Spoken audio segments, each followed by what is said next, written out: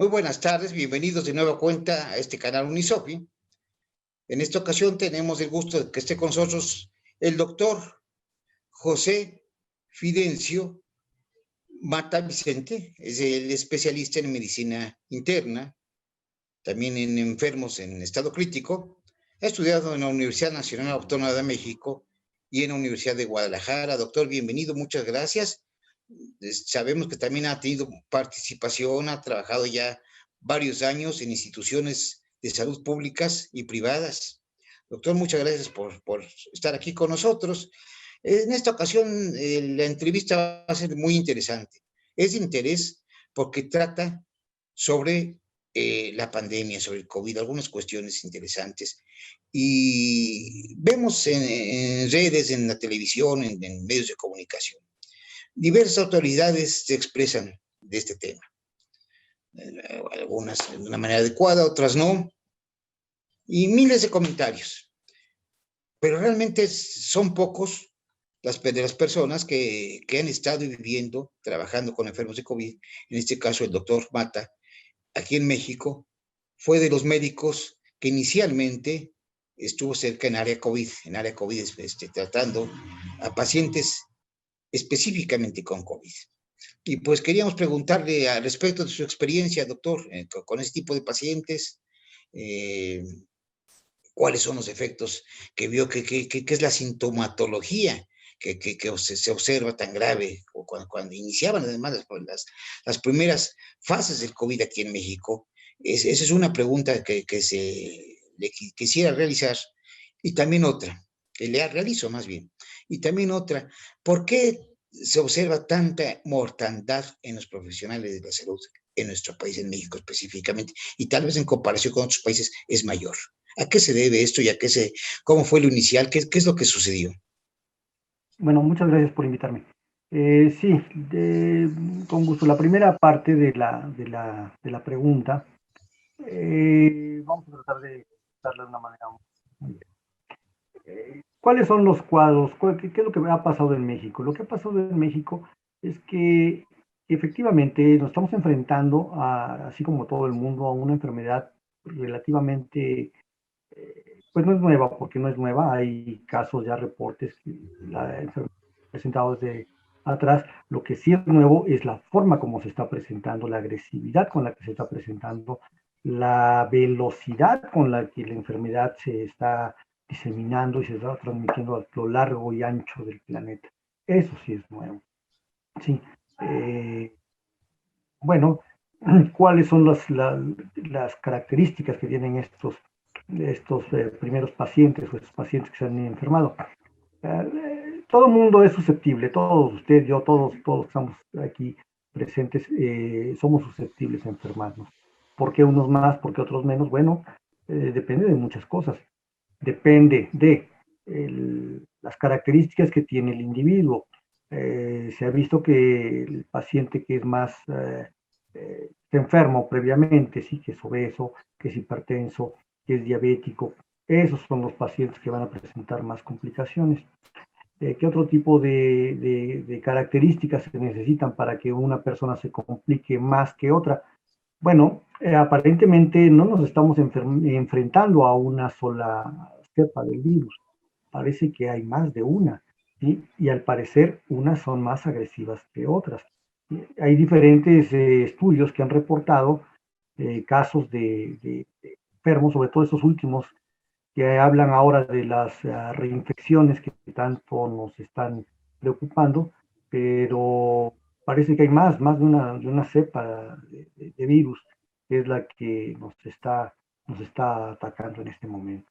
Entonces, eso pudiera ser parte de lo que explique las diferentes manifestaciones que tienen los pacientes enfermos de COVID. Ahora, ¿cuáles son estas manifestaciones?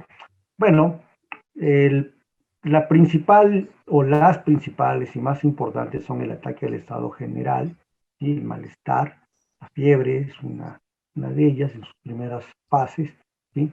Y más adelante pues se puede agregar dificultad para respirar y la falta de aire, que ahora le están dando tanta importancia, ¿no? Con los oxímetros. pero esa dificultad para respirar, esa se llama disnea, en términos médicos, esa disnea es un dato de gravedad y es un dato que hay que tomar muy, muy en cuenta, ¿sí? Básicamente. En cuanto a la segunda pregunta, sí, efectivamente, en México pues se tiene una incidencia bastante grande de contagio del personal de la salud. Pero esto yo creo que obedece a diferentes factores y diferentes causas. Como decíamos en algún momento, o platicábamos en algún momento, había un dicho que decían los abuelos, ¿no? Poco veneno no mata. Entonces, esto aplica perfectamente bien a esta enfermedad por coronavirus, ¿sí?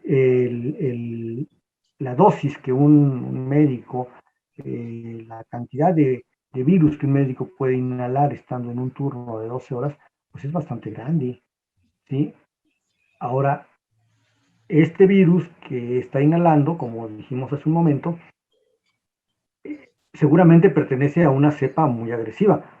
¿Por qué? Pues porque a la persona que la llevó al hospital la puso en malas condiciones, tan en malas condiciones que ahora requiere pues apoyo hospitalario, ya sea para recibir ventilación mecánica, ya sea para recibir oxígeno, ya sea para recibir algún fármaco. Es una cepa agresiva, ¿sí? Entonces, ahí ya tenemos identificado por lo menos dos factores que corresponden netamente a las características virales. Pero hay otras características que corresponden no necesariamente al virus y que pueden ser de tipo humano, ¿no? Como comentamos en algún momento, el, el, el médico pues también se enferma, también es diabético, también es hipertenso, también sufre de sobrepeso. Entonces, si se conjuntan estos factores, las posibilidades de que la enfermedad sea grave se amplifican. Pero además existen otros factores que no necesariamente tienen que ver con el médico que no, o con el paciente enfermo, sea médico, sea otra persona, o con el virus, sino con el medio ambiente, ¿no? En un ambiente cerrado, como es una terapia intensiva, como es una unidad de urgencias, como es una unidad COVID, el virus se concentra y no hay una buena circulación de aire. Los equipos, los famosos equipos de protección personal, si no son de buena calidad, no van a brindar la protección que se requiere, ¿no? Entonces, ahí ya tenemos identificado por lo menos, así muy gruesamente, tres grupos de factores que van a influir en un desenlace, ya sea favorable o desfavorable, ¿sí? Entonces, eso es muy importante tomarlo en cuenta. Ahora bien, como hemos comentado en algunas ocasiones, eh, el flujo de estos equipos de protección personal, de estas características, de estos equipos, no necesariamente es el más óptimo, ¿no?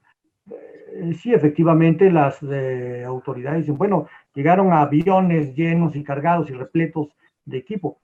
Sí, pero si esos equipos no se distribuyeron de una manera adecuada, si hay por ahí algún taponcito que no permitió que los equipos llegaran a manos del personal que está en la primera línea de batalla, pues entonces ya no sirvieron de nada. En el hospital en el que trabajo tenemos pues, una mala anécdota, ¿sí? Algunas jefas de enfermería nos pedían que no se desperdiciara el equipo. Pues eso es adecuado, ¿no? Eso es saludable. Pero llegaron a tal grado de pedirnos que con un solo equipo de protección, con una sola bata, se le diera vuelta, se guardara y se volviera a utilizar N cantidad de veces, cosa que es totalmente inadmisible, ¿no? Y precisamente como usted lo menciona, es lo que llevó a mi salida del área COVID, más por la denuncia, ¿no? que se hizo en la función pública por estos hechos que estaban ocurriendo. Sin embargo, hemos seguido apoyando, como hemos comentado, hemos seguido apoyando el área, ya no en el frente de batalla, sino en la parte de inteligencia, la parte logística, ¿no? En la evaluación de los pacientes, de la evaluación manejos que se están dando otros compañeros, ¿sí? El apoyo ya de un tipo diferente, ¿no? Más la segunda línea de batalla, por llamarle de alguna manera. Era ahí sí hay siempre riesgo, ¿no? Siempre como que hay riesgo en todos lados. Así es, en todas partes hay riesgo, pero siempre el que está frente al paciente, pues es el que se arriesga más, ¿no? Entonces, en esta ocasión a mí me toca hacer un poco de segunda línea, un poco menos riesgo, pero el compromiso con tanto humano como profesional, con mis compañeros y con el paciente es exactamente el mismo. Y con respecto, por ejemplo, a las vacunas, ¿qué nos puede decir ahorita con respecto a las vacunas? Me había platicado algo que estamos platicando antes de que iniciara la entrevista, algo muy interesante. No sé si podría abundar un poquito. Sí, bueno, efectivamente, las vacunas ya están muy próximas a llegar, ¿sí? Pues básicamente, bien a bien no sabemos cuál va a ser el comportamiento. Y es cierto que los estudios que se han hecho y se han difundido a través de la OMS, pues garantizan que hay una efectividad muy cercana al 97%. Sí, sí, es cierto, pero todavía hay algunas fases que están en duda, ¿verdad? Eh, a grosso modo, las vacunas tienen no la vacuna COVID, sino en general las vacunas tienen tres tipos de comportamientos, básicamente. Las que son muy, muy efectivas, y pongo el ejemplo de la vacuna para la polio, que es tan efectiva que erradicó la enfermedad. Ese es el comportamiento que queremos encontrar pues en todas las vacunas, pero no todas son la polio, no todas las vacunas son vacunas para la polio. Otro comportamiento que es menos eficiente, por ejemplo, se observa influenza, por ejemplo, ¿sí? Donde es muy eficiente, pero para evitar la parte delicada, la parte grave de la enfermedad, ¿sí? Es muy probable que va a ser el comportamiento de esta vacuna. Sí, esta es evita la enfermedad muy grave, ¿sí? Requiere de refuerzos cada tanto tiempo, ¿sí? Y bueno, pues eh, ofrece una protección muy segura, pero que hay que tomar en cuenta. Y una tercera en la que, bueno, es la menos probable y la que pues nadie desea, en la que la vacuna pues realmente no ofrece ninguna protección, ¿sí? Eh, Ninguna protección me refiero no a que no sirva, sino a que una protección no como la que esperamos, no el del 90%, ni siquiera el 50%. No digo que no sirva, simplemente son vacunas que tienen una característica muy distinta. Y tampoco creo que esta vacuna nueva COVID esté en este rango. Yo creo que vamos a todavía esperar. Ahí estamos en esa fase, ¿no? Todavía de descripción. Ahora bien, hablábamos también de por qué la incertidumbre. Bueno, pues porque hoy en día ninguna vacuna de ningún laboratorio, de ninguna compañía, tiene estudios a largo plazo. Ninguno de los protocolos que se han mostrado es capaz de decir, bueno, yo tengo un grupo de pacientes que tiene 2 años recibiendo la vacuna y todo está perfecto, ¿no? Eso no existe en ninguna parte del mundo, y esa es la parte que nos mete un poquito de ruido, un poquito de duda, pero la vacuna es muy segura. La vacuna se tiene que aplicar y definitivamente es muy, muy segura, ¿sí? Nada más comento esto porque son los tres comportamientos que puede haber en la vacuna, en alguna vacuna, en algunas vacunas. Y puede ser que también que hubiera alguna persona con algún tipo de problema que le pudiera llegar a afectar la vacuna, pero en la generalidad no sería así, ¿verdad?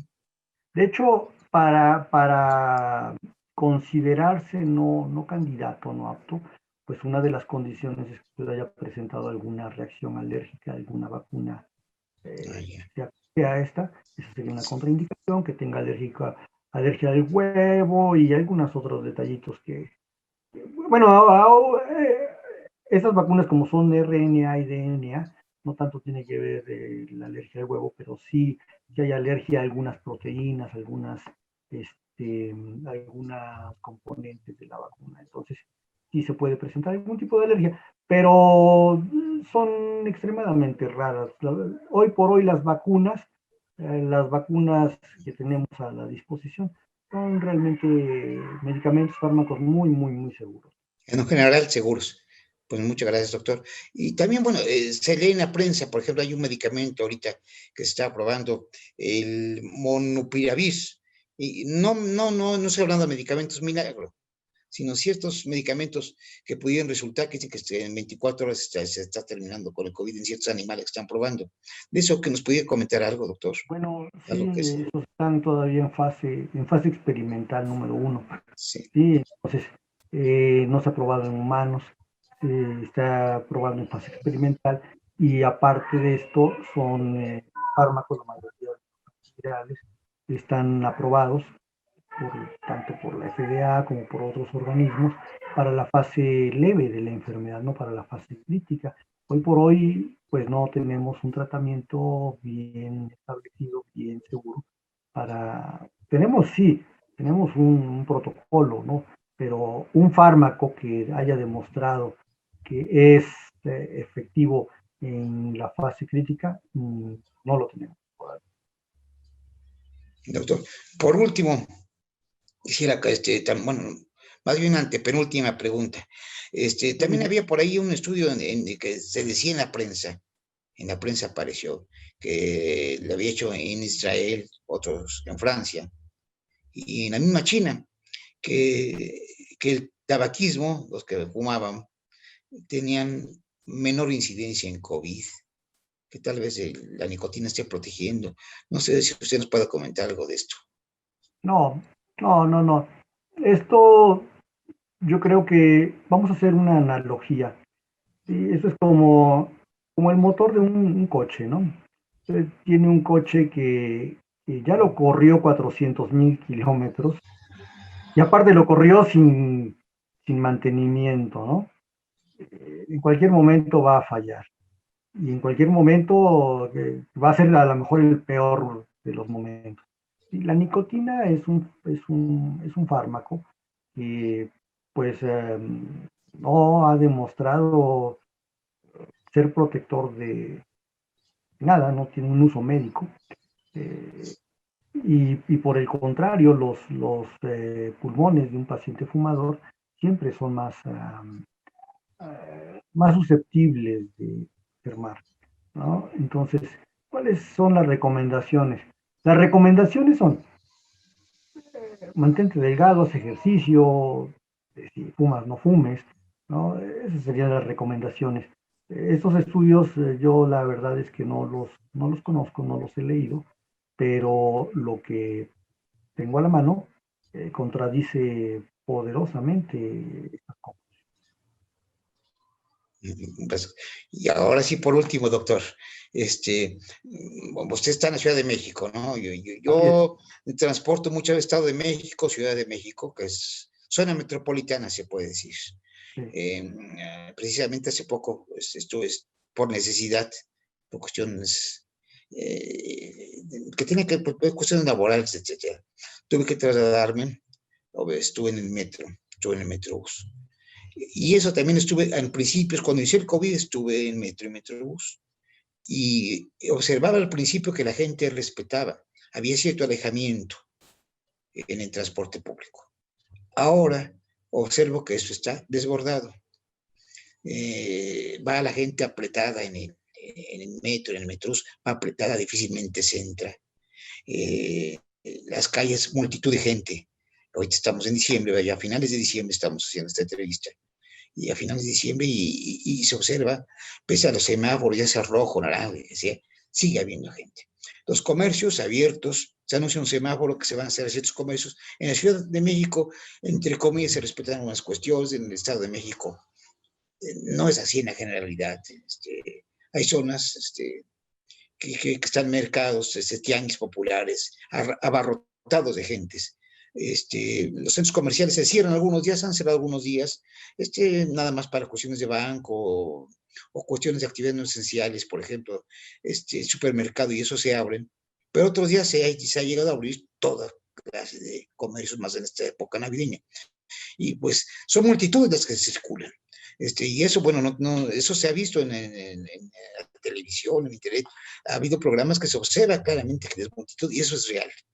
¿Usted qué piensa de eso? ¿Qué recomendación haría ahí? Porque creo que esto conozco por diversas circunstancias que hay familias enteras que se enferman y uno de ellos por lo menos muere, sobre todo cuando, como usted decía, que tiene cuestiones, enfermedades ya que vienen ya de tiempo o personas mayores, muere uno de ellos por lo menos. Pero son familias enteras las que están enfermándose aquí en México. Tal vez las cifras de afectados sea superior a las que el gobierno o reconoce o bien ha logrado contar por X circunstancias que no hay suficientes pruebas, lo que usted quiera. Pero es así, que está desbordado esto, los hospitales, vemos que ya no hay cupos, es muy difícil encontrar a veces camas para enfermos COVID graves. Entonces, ¿qué recomendaría usted? ¿Cómo observa usted esta situación? Ahorita como está y pues en un futuro, pues en el próximo, ahora sí que no predicimos el futuro, pero sí en base a esto que está observando, ¿qué va a pasar en el futuro? ¿Qué opina usted, doctor? Bueno, sí, efectivamente, esta situación yo creo que no tiene que ver con semáforos, tiene que ver con madurez ciudadana. ¿Sí? Definitivamente todos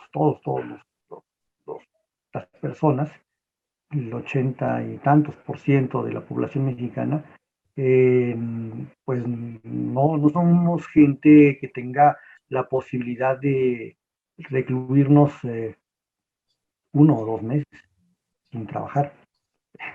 Hay gente incluso que no podría o que tiene que salir a trabajar porque está al día, ¿no? En sus gastos. Y como dirían por ahí algún comentario en la televisión, es que el día que yo no trabajo, no como. Entonces, hay que reconocer esto, y es una situación real que vive el país. Y vive la población, el grueso de la población, ¿sí? Y bueno, ante eso hay muy poco que se pueda hacer, y tal vez no sea el área médica la que tenga que resolver este tipo de situaciones.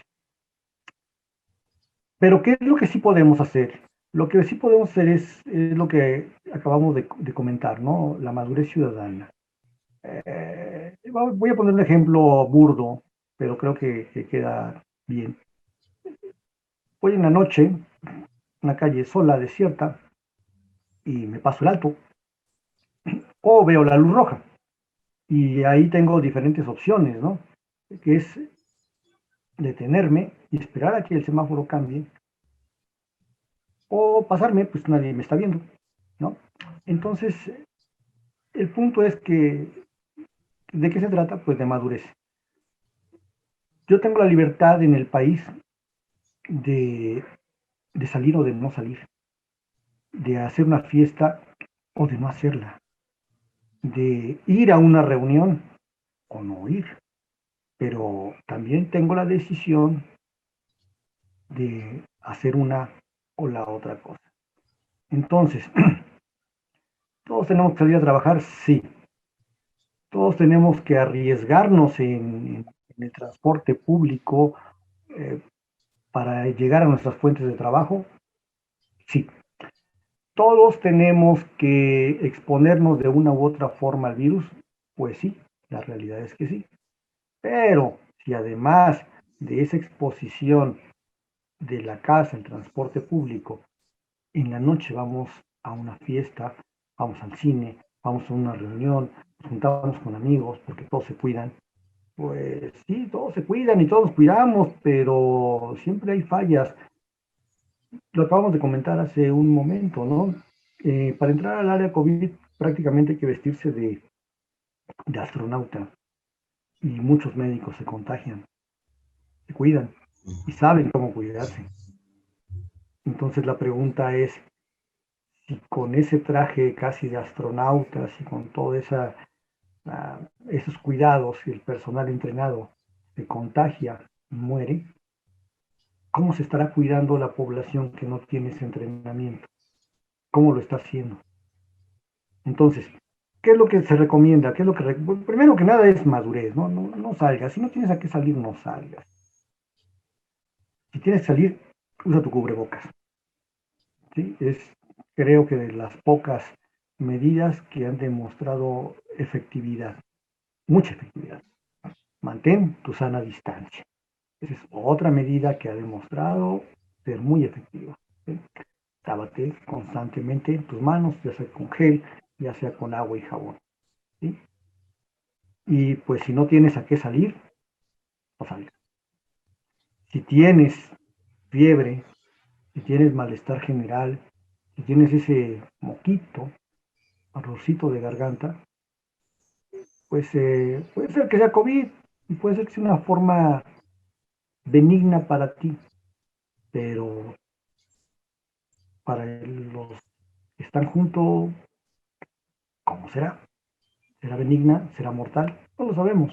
Entonces, si no tienes a qué salir, no salgas. Si te sientes mal, no salgas. Esos serían yo creo que las medidas más efectivas y lo que tenemos pues para ofrecerle a la gente. El futuro, ¿cómo se ve? Pues el futuro todavía se ve negro.